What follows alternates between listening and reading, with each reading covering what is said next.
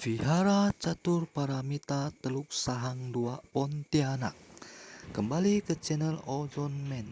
Hari ini kita akan berkunjung ke vihara yang cukup legendaris di kota Pontianak. Tepatnya di daerah 28 Oktober Jalan Teluk Sahang. Mari kita dukung terus channel ini dengan subscribe dan like-nya ya. Terima kasih. Untuk tiba di kelenteng vihara Catur Paramita, kita akan melewati perkampungan penduduk yang asli dan tenang. Di sisi kiri dan kanan dapat kita lihat pepohonan dan tanaman yang terlihat hijau. Setelah masuk sekitar 200 meter dari jalan raya, kita akan melihat tembok gerbang berwarna kuning dengan corak merah. Vihara ini tidak asing bagi saya karena sewaktu kecil saya sering mengunjungi vihara ini. Dahulu kala nenek buyut saya membina diri siutau di vihara ini. Dulu kala banyak orang membina diri atau siutau di vihara ini. Anda dapat lihat suasana tenang dan asli di daerah sekitar sini.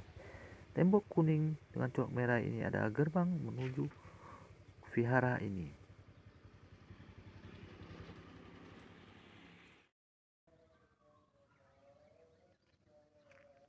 Kita rasakan suasana asli, tenang dan damai dari vihara ini. Tempat yang cocok untuk orang membina diri. Dapat juga kita lihat kolam teratai yang sangat indah dengan tanaman teratai yang bermekaran. Bunga teratai adalah bunga yang sakral bagi umat Tridharma karena dianggap sebagai lambang dari kesucian. Nanti kita juga akan mengunjungi sebuah pohon beringin yang dihuni dewa pohon beringin yang menjaga vihara ini dari gangguan orang-orang yang berniat jahat. Dewa pohon beringin juga dulu kala sering menampakkan diri. Mari kita melangkah lagi lebih dalam melihat vihara ini lagi. Dan di depan kita ini adalah dapat Anda lihat patung Dewi Kuan Yin atau Avalokitesvara Bodhisattva setinggi kurang lebih 5 meter.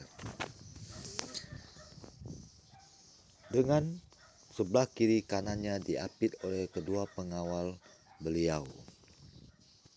Dan kita lihat juga patung singa di kedua sisinya. Dan ini adalah penampakan depan pas di depan bangunan utama kelenteng vihara ini. Ditumbuhi dengan pepohonan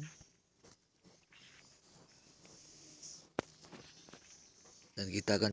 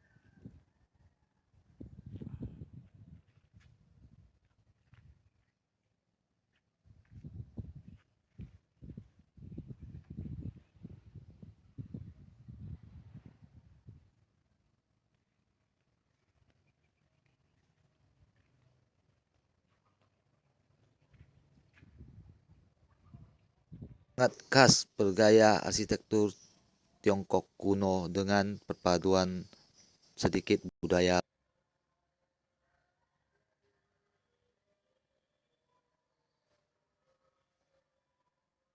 Vihara Catur Paramita. Kita akan mencoba memasuki ruang altar utama tempat dari Dewi Kuan Yin atau Avalokitesvara Bodhisattva. Ini adalah altar Dewi Kuan Yin atau Avalokitesvara Bodhisattva. Ruang ini bersih dan tenang dengan dihiasi oleh bunga-bunga yang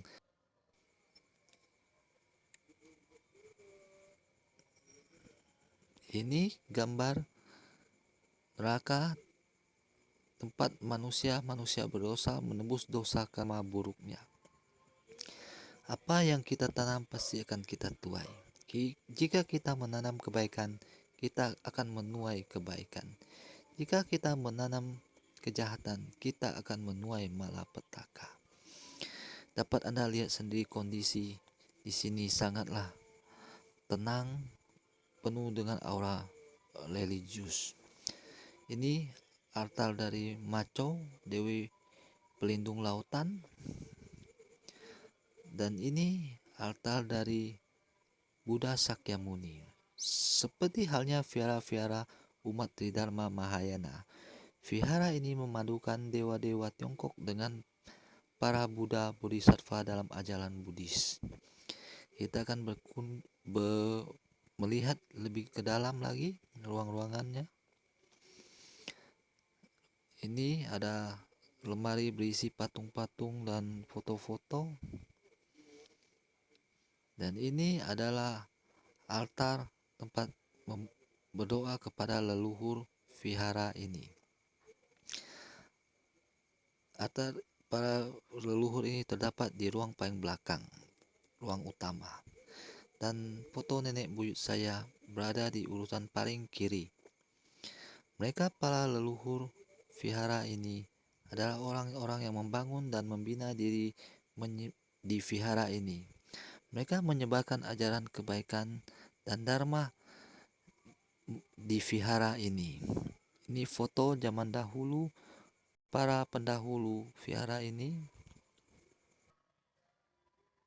Bahkan nenek buyut saya, dia membina diri hingga akhir hayatnya.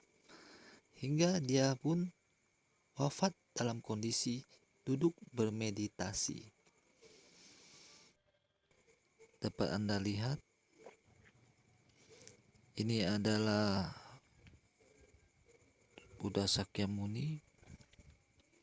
Ini tempat cemsi untuk meramal nasib. Ini foto Dewi Kuan Yin.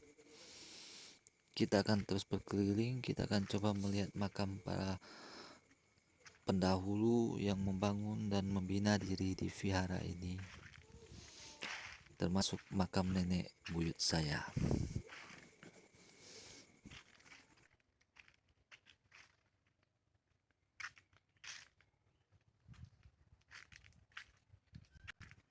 Kita memasuki ruang belakang vihara ini.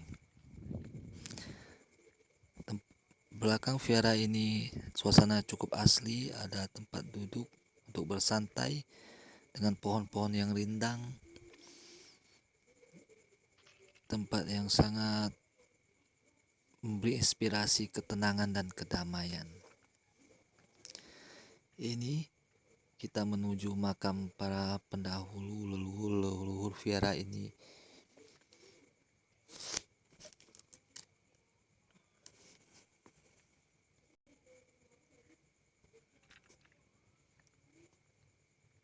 Dan dapat Anda lihat sendiri kondisinya masih cukup terawat, walaupun umur dari makam ini sudah puluhan tahun.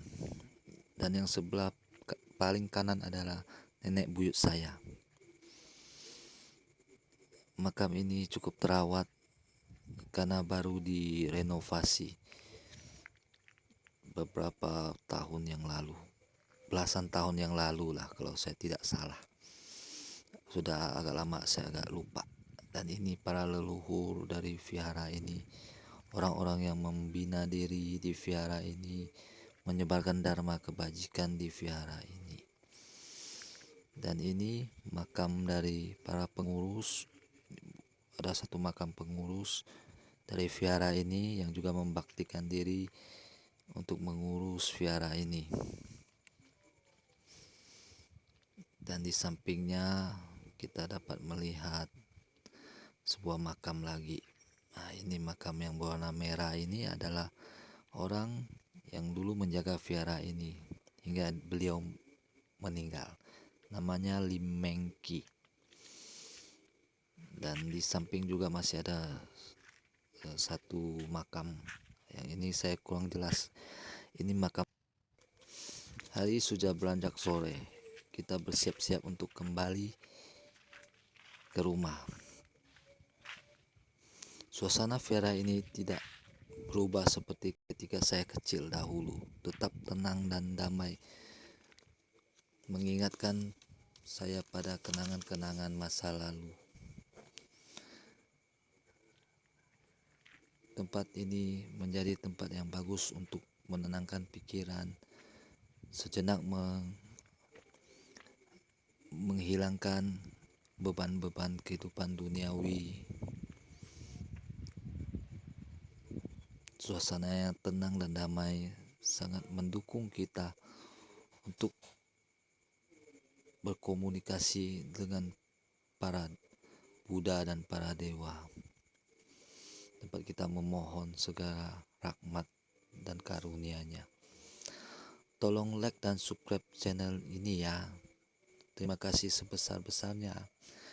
Dengan like dan subscribe channel ini, agar Anda dapat mendukung saya untuk terus memberi Anda konten-konten yang menarik.